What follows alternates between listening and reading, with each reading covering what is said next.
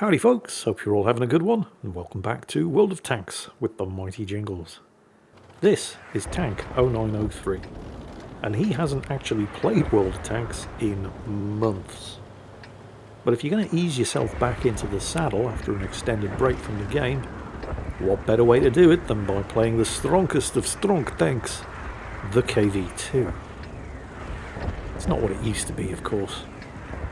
There was a time when you could take this thing into a tier 10 battle and still come out top on damage done and XP, and I know I've done it, but it was a very, very long time ago.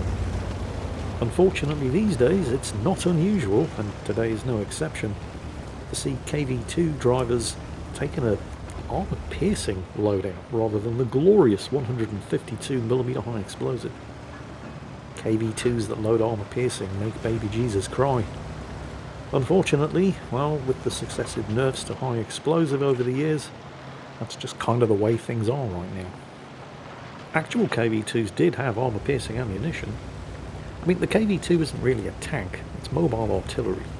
It would use the 152mm high explosive shells for, well, removing battlefield features that displeased you and you didn't want to see anymore. Things like machine gun and mortar nests, anti-tank guns, light vehicles like trucks, groups of infantry that were dumb enough to cluster together, flipping over things like Panzer IIIs. The armor-piercing ammunition was extremely useful for things like cracking open bunkers, and while the chances of being able to actually connect one of these 152mm armor-piercing shells on something as relatively small and mobile as an enemy tank were, well, the chances weren't good, but they weren't zero either. If you could, you would make an awful mess of the target. Of course, this thing couldn't fire on the move. Well, it couldn't fire on the move and expect to hit anything. And if the gun was pointing over the side of the tank when you pull the trigger, it was liable to flip the tank over. But of course, World of Tanks doesn't worry about things like that. What's that? Oh, T-150. Well, that could be a tough nut to crack, actually. Oh, no, wait, he's backing up with his turret facing this way, so that means tank has the rear armour to shoot at. 658 damage. Yeah, that'll do. Who's next? Who wants some? Team are already 2 kills up. And tank hasn't killed anything yet. I mean, that's the first shot he fired, and, well, I mean, 658 damage would have been enough to kill most things, just not a T-150. Don't worry. I'm sure we can soon remedy that situation. Hello, M6. Is your life flashing in front of your eyes right now? It should be. Straight through the front. What are we up to now? 1300 damage with 2 shots fired. Believe it or not, those were low damage rolls. This armor piercing has 700 average damage. It's about 130mm of penetration though. And I'm kind of surprised, although the M6 was kind of a bit angled, but I am very surprised I didn't go through and finish him off. If that had been high explosive, you know, if this was the good old days, he'd be dead. But you don't do no 700 average damage with high explosive in the KV-2 anymore, not against armoured targets anyway. Alright, that would be an extremely ambitious shot on the Cheeto. There's barely anything showing, and, well, we all know what the accuracy of the KV-2's gun is like.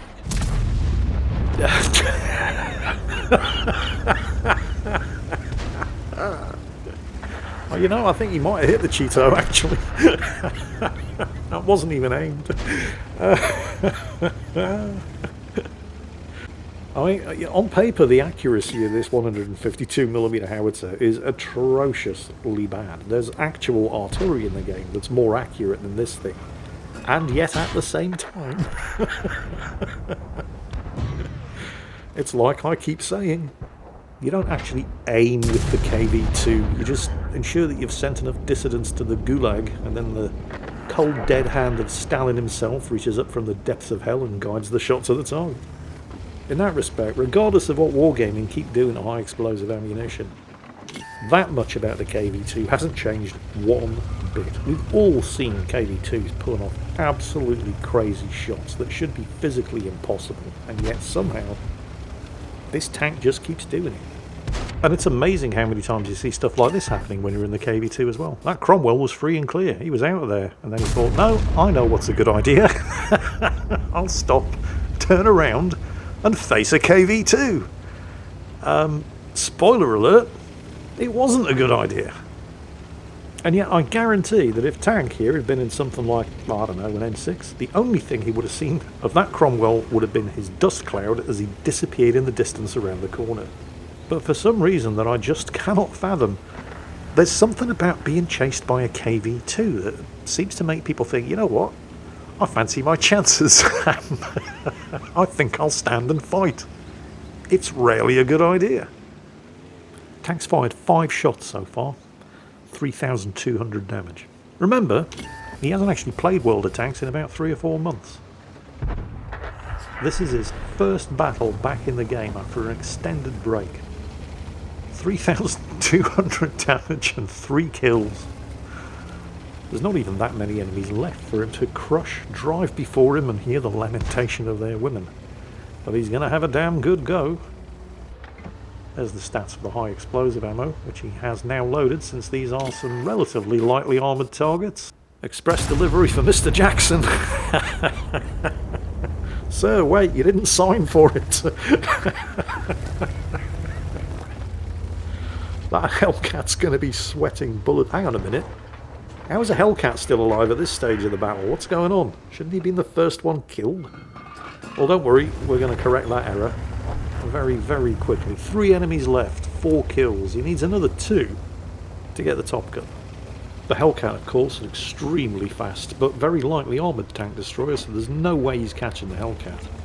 Hellcat is easily fast enough to fall back, link up with his 2 surviving teammates and put his stealth and spotting advantage to work, giving him a fighting chance against Tank 1 shot at a time, but of course he's being chased by a KV2, so instead he thinks, you know what, I think I'll stand and fight. Oh, that missed. Oh well, never mind. Ramming speed! Boom, headshot. Unfortunately, events are conspiring against Tank's chances of actually getting a Top Gun here in this, his first game back in World of Tanks in several months. For a start, the scumbag enemy VK has just suicided, thrown himself into the river, leaving just the one Skoda T25 left alive on the enemy team. And several of Tank's teammates are going for the safe option and taking the cap, which means there is an extremely limited window of opportunity for Tank to find and kill the T25 before his team wins by capping out. Tank's asking his team to let him get the Top Gun. Tank, you should know by now, Top Gun is not something that gets given to you, it's something that you have to earn. So if you want it, you're going to have to fight for it. And you've got 4 seconds to do it before your team wins by capping.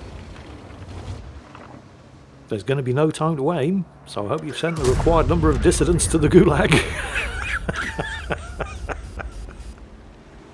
I think he actually technically got the kill and the Top Gun after the team had won by capping. But when you're driving the KV2, Russian rules apply. A kill's a kill, comrade. And, well, that kill was a Top Gun. Except it's not a Top Gun. Where's the Top Gun award?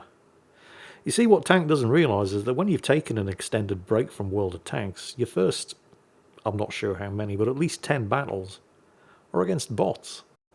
They don't look like bots. I mean, you know, they quite clearly see the game gives them proper names and everything. And they certainly behave like players. Stopping in front of KV2s, for example, and even suiciding in the nearest water feature when it looks like the battle's lost. But they are in fact bots. In fact, if you were to look at the names of the players on Tank's team and compare them to all of the bots on the enemy team, I think Tank was actually the only player in that entire battle. So it's probably not surprising that he won, it's also probably not surprising that he was top of the team. It's equally unsurprising now that we know that his pleas to his bot teammates to let him get that Top Gun were falling on deaf ears, but at the same time, even taking all of that into consideration, I don't think he would have gotten no 4,200 damage in many other tanks. For that, you kind of need the KV2. But anyway, welcome back to the game, Tank. I hope you're enjoying it, and I hope I haven't crushed your dreams and aspirations now that it's been revealed that you were, in fact, actually fighting bots. But either way, regardless, it was still fun to watch. Welcome back. Good job in the Stronkest of Stronk tanks. And I hope you all enjoyed watching him ruffle stomp the opposition. And as always, take care. And I'll catch you next time.